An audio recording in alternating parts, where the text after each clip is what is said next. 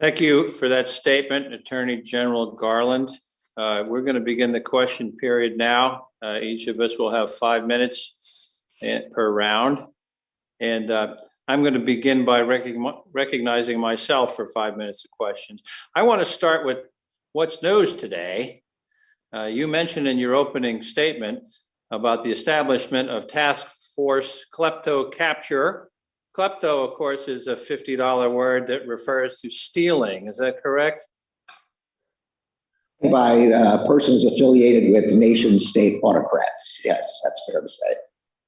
So Task Force Klepto Capture is to enforce measures to target oligarchs and other criminal allies whose resources have helped enable Russia to amass corrupt wealth and support its military aggression.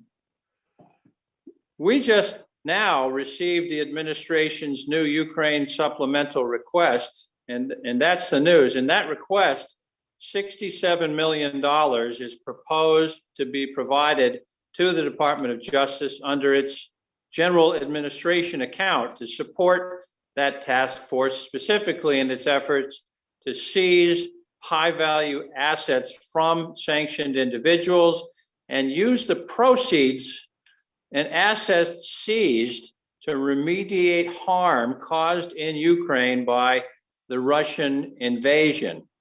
Now, the first and most important question I have is $67 million.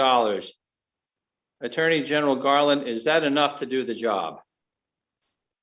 Well, I always like to get that question from an appropriations subcommittee. Look, you did give us $59.4 million in the first supplemental, which we put to use for the klepto capture task force and also for our concerns about cyber attack.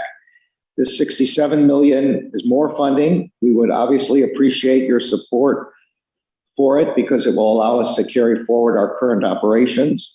But we do anticipate, that is, our task force anticipates at least 30 complex investigations over time. So we would, of course, welcome any additional resources and would be able to put them to good use.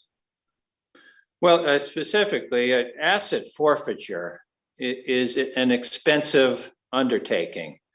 And there are asset forfeiture efforts going on right now.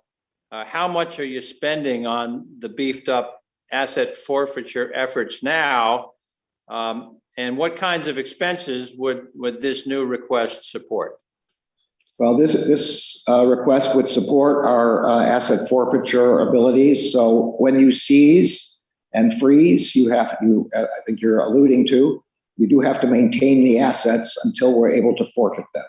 So some part of this money would allow us to maintain the assets until we're able to sell them, pay back the money for maintenance, and then send the balance to Ukraine.